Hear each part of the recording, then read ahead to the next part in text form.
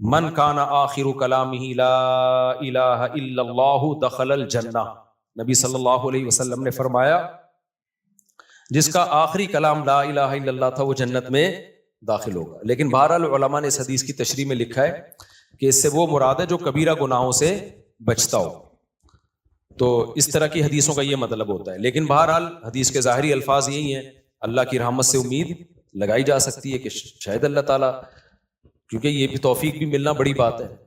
موت کے وقت جو ہے نا اچھی حالت میں موت ہونا، یہ اللہ کی بہت بڑی نعمت ہے۔ اس سے پناہ مانگا کرو کہ فلم دیکھتے ہوئے یا کوئی الٹا کام کرتے ہوئے موت آ جائے، اس سے پناہ مانگا کرو اللہ تعالیٰ کی۔ الٹے کام پہ آپ لوگ بہت ہنس رہے ہو، تو جو ہے پناہ مانگا کرو اللہ تعالیٰ کی۔ تو کوئی اچھے کام پہ نماز پڑھتے ہوئے، روزہ رکھتے ہوئے، اماں کے پاؤں دباتے ہوئے موت آئے نا، ابا اماں کے، تو یہ اچھی موت ہے۔ مفتی صاحب یہ ہو گیا میرے بھائی وفاس، اچھا میں اپنی والدہ سے بہت اٹیچ تھا، میری امی کینسر کی مریضہ تھی، میں ان کی تمام دیکھ بھال کرتا تھا، کوئی نہیں تھا، مجھے ان کے آخری لمحات یاد آ رہے ہیں۔ تو یہ والدین کا ٹاپک ایسا ہے نا کہ یہ میرے سامنے چھیڑا ہی نہیں کرو، سمجھ رہے ہو؟ تو دیکھو یہ اب موت تو ہو گئی، لیکن آپ کے لیے بھی اچھی موت ہے کہ آپ نے والدہ کی خدمت کی آخری عمر میں۔ تو جب والدہ کی خدمت کی تو مرنا تو تھا ہی نا، تو کتنی اچھی موت ہو گئی کہ آپ کو خدمت کی توفیق مل گئی۔ خدا نخواستہ کوئی جھگڑا ہو جاتا، کوئی اونچ نیچ ہو جاتی، وہ ناراض چلی جاتی ہیں، آپ ساری زندگی ایک غم رہتا۔ تو جو کام ہو جائے نا اس پہ پھر نہیں غم کرنا چاہیے، اس میں شریعت نے کہا ہے جو ہوا بہتر ہوا، تو بچانے کی پوری کوشش کرنی چاہیے۔ لیکن موت ہو گئی تو اب اس پہ صبر کرو، بولے یار چلو خدمت کا موقع تو مل گیا نا۔ اسلام میں غم منانا، سوچ کے غمگین ہونا، اس کی کوئی فضیلت نہیں ہے۔ اسلام میں یہ کہ خوش رہنا سیکھو۔ ہاں اللہ کی طرف سے کوئی غم آ رہا ہے تو ایک الگ بات ہے، تو اسلام آپ کو غم زدہ دیکھنا پسند نہیں کرتا، اسلام آپ کو خوش رہنا، اسلام کہتا ہے بس ایک غم ہونا چاہیے، وہ کیا ہے؟ آخرت کا۔ اس کی شریعت میں فضیلت ہے، باقی اپنی زندگی وہ غم لیس بناؤ۔ آج ایک بندہ آیا، جیسے بعض خواتین آتی ہیں نا، شوہر بہت ٹینشن دے رہا ہوتا ہے، میں ان کو کہتا ہوں شوہر لیس ہو جاؤ فوراً، ٹینشن لینے کا نہیں۔ میں نے کہا شادی سکون کے لیے کی تھی نا، جب سکون ہی نہیں مل رہا تو میاں لیس، اس کو طلاق مانگو، اس سے کوئی بھی طریقہ اختیار کرو جان چھڑانے کا۔ تو کیونکہ بھائی اپنے سکون کے لیے کی ہے نا، ٹینشنوں کے لیے تھوڑی۔ ہاں تھوڑی بہت ٹینشن تو ہر گھر میں ہوتی ہے۔ اسی طرح ایک بندہ آیا، وہی چماٹ والا نا، ایک چماٹ لگایا تو بیوی نے 4 چماٹ لگا دیے، تو اور پتہ نہیں کیا کیا ہو رہا ہے۔ آپ لوگ کبھی میرے ساتھ خوشبو لگا کے آؤ، کبھی بیٹھو۔ اب ظاہر لوگوں کے راز پاش ہوتے ہیں، اس لیے میں یہ باتیں کرتا نہیں، اور میرا مقصد کسی کا مذاق اڑانا نہیں ہوتا، سب کے ساتھ ایسا ہو سکتا ہے، لیکن میں صرف بتا رہا ہوں کہ سوسائٹی مارکیٹ میں ہو، واٹس گوئنگ آن، مارکیٹ میں ہو کیا رہا ہے۔ تو ایسے موقع پہ پھر میں لوگوں کو ڈیورس کا مشورہ دے رہا ہوتا ہوں کہ بھائی جب اتنی نوبت ہے تو فارغ کرو میرے بھائی۔ صبر کا فائدہ نہیں ہے ایسے موقع پہ، کیونکہ شادی سکون کے لیے کی جاتی ہے۔ تھوڑی بہت ٹینشنیں ہر گھر میں ہوتی ہیں، لیکن ٹینشنوں کی بھی ایک لمٹ ہوتی ہے۔ کچھ بھی نہیں سن رہی، اپنے آپ کو ماتحتی نہیں سمجھ رہی ہے، تمہیں اس نے خانساوا بنایا ہوا ہے، اس کو سمجھانے کی ایک لمٹ ہوتی ہے۔ 6 مہینے اماں کے گھر بٹھا دو، شاید کچھ دن کے بعد ہدایت مل جائے، پھر بھی نہیں مل رہی تو بھائی تمیز سے علیحدگی اختیار کرو۔ تو وجہ اس کی ہے کہ اللہ نے ہمیں غمزدہ رہنے کے لیے پیدا بولو نہیں کیا۔ غم ایک ہی ہونا چاہیے، وہ کون سا ہے؟ آخرت۔ تو خوش رہنا چاہیے انسان کو۔ اللہ کو خوش لوگ کیا ہیں؟ پسند ہے۔ نبی حضرت ابو ہریرہ نے فرمایا کہ نبی صلی اللہ علیہ وسلم نے جب بھی مجھے دیکھا ہے، زندگی میں کبھی ایسا نہیں ہو کہ آپ نے مجھے دیکھا اور مسکرائے نہ ہو۔ حالانکہ نبی کا غم سب سے بڑا غم تھا نا، امت کی فکر تھی، لیکن اپنے ساتھیوں کے ساتھ ایٹیٹیوڈ کیا تھا آپ کا؟ جب بھی دیکھتے مسکراتے۔ اور ہم لوگ کیا ہے؟ جب بھی دیکھو ایسا لگتا ہے کوئی نیا ٹینشن چل رہی ہے اس کے ساتھ، نئی ٹینشن چل رہی ہے۔ خوش رہنا سیکھنا چاہیے، سمجھ رہے ہو؟ مسکراتے چہرے سے ملا کرو، ٹینشن فری۔ امریکہ میں $10 کی ایک چھولے کی پلیٹ ملتی ہے صبح ناشتے میں نا، پراٹھے کے ساتھ، جو لوکل ہوٹل، جو پاکستانی کے ہوٹل۔ $10 کا مطلب پتہ ہے کہ 2750۔ مہنگائی وہاں ہے میرے بھائی، یہاں نہیں ہے۔ یہاں تو چھولے کی پلیٹ فری میں آ رہی ہوتی ہے، پراٹھا خریدو بعض دفعہ ویسے ہی فری میں ڈال کے دے دیتا ہے۔ آپ ڈالر پہ ترس رہے ہو، تو وہاں خرچہ بھی تو ڈالر میں ہی ہو رہا ہے، سمجھ رہے ہو؟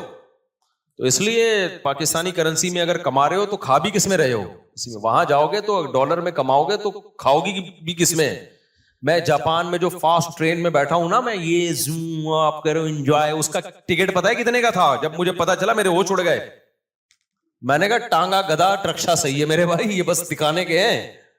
لوگوں کی جائیدادیں بک جاتی ہیں ان ٹرینوں میں, بہت لگژری لوگوں کا کام ہے وہ, بس وہ ڈرائیور ہی بیٹھے اس میں, تو بہت مہنگائی ہے, تو آپ بہت مزے میں ہو. اور وہاں ٹیکس اتنا ہے, آپ کی اگر 40 لاکھ تنخواہ ہے نا, 1 کروڑ آپ کی اگر تنخواہ, ایک مثال دے رہا ہوں تاکہ کیلکولیشن آسان ہو, تو 43 لاکھ روپے ٹیکس میں دینے ہیں آپ نے. یہاں اتنا ٹیکس تھوڑی ہے. پھر لوگ اس پہ خوش ہوتے ہیں, ہم ٹیکس دے رہے ہیں لیکن علاج ہمارا فری میں ہے, بچوں کی تعلیم ہماری فری میں. فری میں کہاں ہے؟ 43% تنخواہ کاٹ لی تم سے انہوں نے, اب تمہیں فری میں تھوڑی دے رہے. آپ کی گورنمنٹ یہاں جتنی مرضی کرپٹ ہے, میں کوئی یہ نہیں کہہ رہا بہت نیک گورنمنٹ, جیسی مرضی ہے, اتنا ٹیکس نہیں ہے میرے بھائی. تنخواہ پوری آ رہی ہے آپ کے پاس, تو اس میں آپ اپنے بچوں کی فیس بھر لیتے ہو, وہ اتنی نہیں ہوتی, 43% نہیں ہوتی, وہ سمجھتے ہو آپ کے سارے خرچے نکل رہے ہوتے ہیں. نہیں آ رہی میرا خیال ہے بات. اور پھر زکاتیں بھی لوگ دے رہے ہوتے ہیں, تھوڑے سے گھننے بن جاؤ, اگلا پوری جائیداد نکال کے دے دیتا ہے. یہاں تھوڑا سا گھننا بننا آنا چاہیے, بس یہاں پریکٹس کرو تھوڑی سی. تو اس لیے اتنا ٹینشن والا بات نہیں. ہم کیوں وہاں جا کے فوراً واپس آتے ہیں؟ مزہ ہمیں کہاں آتا ہے؟ بہت اچھے کنٹری ہیں, امریکہ بہت اچھا ہے, جاپان بہت اچھا ہے, مزہ ہمیں کراچی میں ہی آتا ہے. اور یہ جو میں نے ابھی بیان میں کہا نا کہ خاموش, بالکل خاموش, یہ 4 دن خاموشی اچھی لگتی ہے, اس کے بعد کاٹنے لگتی ہے. یہاں ریلیشن ہے, آبادی ہے, ایک بندہ پنجاب والا ملے گا, ایک پشتو والا ملے گا, ایک بلوچی ملے گا, ایک فلانا, ایک میکینک ملے گا, ایک فلانا ملے گا, ایک ڈاکٹر ملے گا, ایک سائنٹسٹ ملے گا, ایک سیاستدان ملے گا. ہر آدمی ہوٹل میں بیٹھ کے ایسے لگے گا یہاں سارے ہی پہنچے ہوئے لوگ ہیں, گپ شپ کا ماحول ہے. یہ سب کچھ وہاں پر نہیں ہے. خاموشی خاموشی خاموشی. ابے 4 دن تک خاموشی اچھی لگتی ہے, اس کے بعد میں نے کہا یار کوئی تھڑے نہیں ہے یہاں پہ, کوئی تھڑے ہوں یہاں پہ, کوئی بیٹھے ہوئے ہوں, کوئی بیٹھک ہو, کوئی گپ شپ ہو نا, ختم. تو ایک رشتہ داروں میں ہوتی ہے وہ بھی رشتے بھی کیا ہو رہے ہیں, ختم ہوتے جا رہے ہیں, وہ بھی شارٹ ہوتے جا رہے ہیں. تو بس ہر آدمی انڈیویجولی لائف گزار رہا ہے, تو ایسے تھوڑی, تو ایسے تو زندگی کا سکون تھوڑی ملے گا. بہت سی چیزیں ہمارے یہاں پازیٹیو ہیں میرے بھائی, بس دعا کرو ہمارے یہاں صفائی ہو جائے اور لا کچھ قانون مضبوط ہو جائے, تو ہم ان سے اب بہت آگے ہیں. یہ 2 ہی چیزیں نہیں ہیں, اور یہ 2 ہی انہوں نے بیڑا غرق کیا ہے ہمارا. لیکن جب وہ تو بیڑا گورنمنٹ نے غرق کیا ہوا ہے نا, ہم تو خوش رہنے پر اللہ نے ہمیں پابندی نہیں لگائی. تو آپ اسی کو انجوائے کرو. دیکھو اب کراچی میں برساتی کھڈے کتنے ہو گئے نا بارش ہوتے ہی. اچھا کلائمیٹ ایسا چینج ہوا ہے کہ بارش بھی عجیب قسم کی ہو رہی ہے. ادھر آ رہا ہے کہ جی سمندری طوفان آ رہا ہے, اور واقعی آیا ہوا بھی ہوگا. اس کے پڑوس والے علاقے میں نلکے میں بھی پانی نہیں ہوگا. وہ کہہ رہے ہم تو سمجھ رہے تھے پورا طوفان آ رہا ہے, پانی پانی ہو رہی تھی, نلکے میں بھی پانی نہیں ہے. عجیب کراچی کا وہ, یعنی بارش ایسے ہو رہی ہے انڈا بورڈ پہ ہو رہی ہے, کلندری چوک پہ نہیں ہو رہی. عجیب ہی سیٹ اپ چل رہا ہے, تو انجوائے کرو اس کو. تو وہ دیکھو کتنے کھڈے ہیں نا, وہ ٹک ٹاکر نے کیسا انجوائے کیا کراچی میں بارش میں. جو کھڈے اتنے بات پہ آپ کو چھلانگے مار کے, تو وہ اس نے اولمپک کی تیاری کر رہے ہیں نا گھر میں, لمبی لمبی چھلانگے مار رہے ہیں. ماں نے پوچھا اولمپک کی, کہہ رہے بعد میں پتا چلا یہ کراچی کے کھڈوں کو کراس کرنے کی ٹریننگ لے رہا ہے. میں نے کہا چلو اتنی ٹینشن میں اس نے, تو اس لیے جس حد تک ممکن ہے خوش رہنے کی کوشش کیا کرو. اللہ کو غمزدہ لوگ پسند نہیں ہے, ہر وقت دکھڑے, یہ ہو رہا ہے, فلانا ہو رہا ہے, ڈمکانا ہو رہا ہے. اور اللہ کو خوش لوگ پسند ہے. ہاں دکھ صرف ایک ہونا چاہیے, وہ کیا ہے بھئی, آخرت میں پتہ نہیں کیا بنے گا. اس کے علاوہ اللہ نہیں چاہتے کوئی دکھ ہو آپ کو. دوسری بات یہ کہ گھروں کے جھگڑوں کو بھی بڑھایا مت کرو. گھروں کے جھگڑوں کو, ہمارے ایک دوست تھے سفر میں, ان کا اپنی بیوی سے پھڈا ہو گیا, فون پہ طبیعت سے چل رہی ہے نا, تیری ایسی کی تیسی, وہ ادھر سے اس کو جواب آ رہا ہے, طبیعت سے پھڈا ہوا ان کا. اور اپنے دوستوں کو بھی بتا رہے ہیں میری بیگم نے یہ, ظاہر ہے سب کے سامنے ہو رہا ہے تو پتہ چلے گا نا دوستوں کو کہ یار کیا ہو گیا. بے یار میرا تیری بھابھی نے دماغ خراب کر کے رکھا ہوا ہے یار, یہ ایسے نا. آدھے گھنٹے کے بعد نارمل بیٹھے ہوئے, چائے چل رہی ہے, گپ شپ چل رہی ہے, گھر میں بیگم اور بیگم, وہ میں آ رہا ہوں پرسوں. وہ دوسرے نے پوچھا بے آدھے گھنٹے پہلے تو ایسا لگ رہا تھا کہ طلاق ہو جائے گی تم دونوں میں, ابھی تھوڑی دیر میں ایسا لگ رہا ہے کہ کوئی مسئلہ ہی نہیں ہے. تو اس نے کہا یار میری عادت ہے 15-20 منٹ کے بعد پھڈے کو میں بھول جاتا ہوں. فنش. واقعی یہ جن لوگوں کی عادت ہو نا وہی خوش رہ سکتے ہیں اس زمانے میں. اور جو ناک پہ مکھی بٹھا کے رکھتے ہیں نا, اور دل میں لے کے بیٹھ گئے اس نے یہ کیوں بولا تھا, ابے بھائی جو بولا تھا بول دیا, ختم کر. جب سنا دیا اس نے بھی سنا دی, اس نے بھی سنا دی, ختم, قصہ ختم, چلو بھائی دوبارہ سے جیسے انجوائے کرو لائف. اور لوگ کہتے ہیں بھی تنبیہ تو ہوئی نہیں, نہ نہ, جب یہ پھڈا ہوتا ہے نا اگلے کو خود تھوڑی سی تنبیہ ہو جاتی ہے. آئندہ وہ بولنے سے پہلے اس کو بھی پتا ہے, آپ کو بھی پتا ہے کہ میں یہ بولوں گا اس کی دکھتی رکھ پہ پاؤں رکھ دوں گا میں, وہ یہ بولے گی تو میرے کھوپڑی گھومے گی. تو دونوں تھوڑا تھوڑا ایک دوسرے کی کھوپڑی کا احترام آہستہ آہستہ شروع کر دیتے ہیں. خود ہی شادی شدہ آدمی کی زندگی ایک مینجمنٹ خود بخود آ جاتی ہے. تو اگر آپ جو دل میں لے کے بیٹھ گئے, اس نے میرے کو یہ بولا تھا, اس نے یوں کر دیا تھا, اس نے, یار تمہیں ایک واقعہ سناتا ہوں اس سے بس پھر میں بس آپ لوگ سے 2-4 سوال لے کے بیان ختم کرتا ہوں. اس سے بڑا کیا یعنی ایک طرح سے ظلم ہوگا کہ سیدہ عائشہ رضی اللہ تعالی عنہا پر جب تہمت لگی ہے نا, منافقین نے جھوٹی تہمت لگائی, اس میں حضرت مصطح رضی اللہ تعالیٰ عنہ جو صحابی رسول ہیں وہ بھی اس پروپیگنڈے کا شکار ہو گئے تھے. وہ بھی منافقین کی باتوں میں آ گئے اور انہوں نے بھی حضرت عائشہ کے بارے میں یہ منافقین سے سن کے الفاظ کہے. حضرت عائشہ بیٹی کس کی ہیں؟ ابو بکر کی. آپ بتاؤ غیرت مند آدمی کو کتنا غصہ آئے گا نا. حضرت ابو بکر حضرت مصطح کے ساتھ مالی تعاون بہت زیادہ کیا کرتے تھے کیونکہ رشتہ دار بھی تھے اور غریب بھی تھے.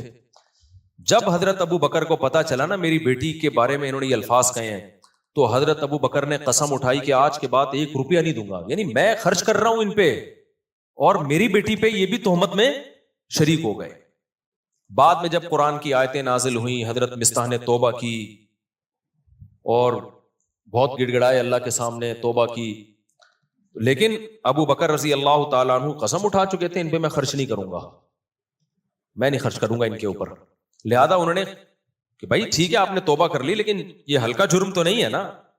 کتنی بڑی شخصیت بھائی, سیدہ عائشہ نبی کی زوجہ بھی ہیں اور ابو بکر کی بیٹی بھی ہیں. تو نبی نے بھی معاف کر دیا ان کو. کتنا بڑا ظرف یار بھائی, جب گڑ گڑا لیے توبہ کر لی ہے تو معاف کر دیا. کیونکہ نبی کے سامنے بڑا ویژن ہے نا. جو چھوٹے یعنی گھروں میں چھوٹے چھوٹے جھگڑوں کو لے کے لمبے چلتے ہیں نا, وہ دنیا میں کوئی بڑا کام نہیں کر سکتے, وہ بس انہی میں الجھ کے رہ جاتے ہیں. تو نبی صلی اللہ علیہ وسلم نے تو معاف کیا ہی, ابو بکر نے معاف نہیں کیا. انہوں نے کہا ٹھیک ہے میں کوئی انتقام نہیں لے رہا, لیکن جیسے میں پہلے خرچ کرتا تھا نہیں کروں گا خرچ. سورہ نور کی آیتیں نازل ہوئیں, وَلَا يَأْتَلِ أُولُو الْفَضْلِ مِنْكُمْ وَالسَّعَةِ أَنْ يُؤْتُوا أُولِي الْقُرْبَى وَالْيَتَامَى وَالْمَسَاكِينَ.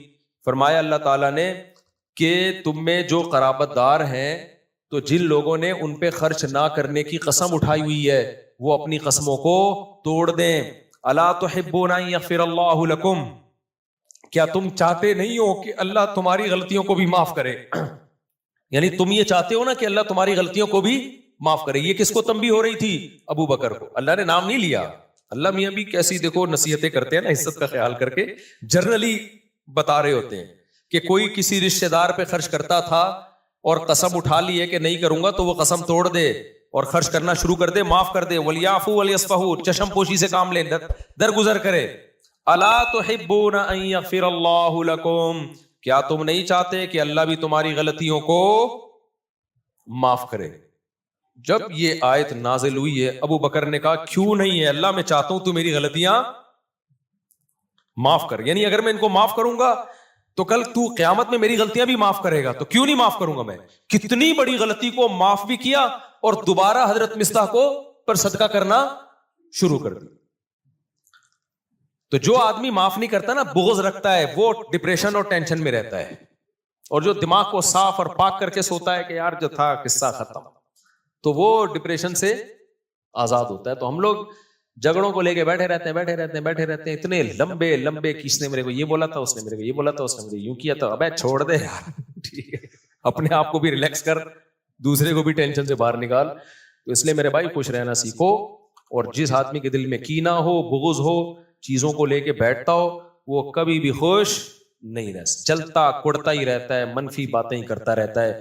تو دل کو صاف رکھنا چاہیے انسان کو تاکہ آگے چلے, پھر وہ آگے کے کام کر سکے. انہی میں الجھ کے رہ جائے گا نا. ایک کسٹمر نے یوں کر دیا تھا تو اس کو سنا دی, کسٹمر ہی مارکیٹ سے شارٹ ہو گیا, کاروبار اپنا ٹھپ ہو گیا. تو کوئی سوال کسی نے پوچھنا ہے تو بھائی پوچھ لے, پھر ختم کرتے ہیں. اللہ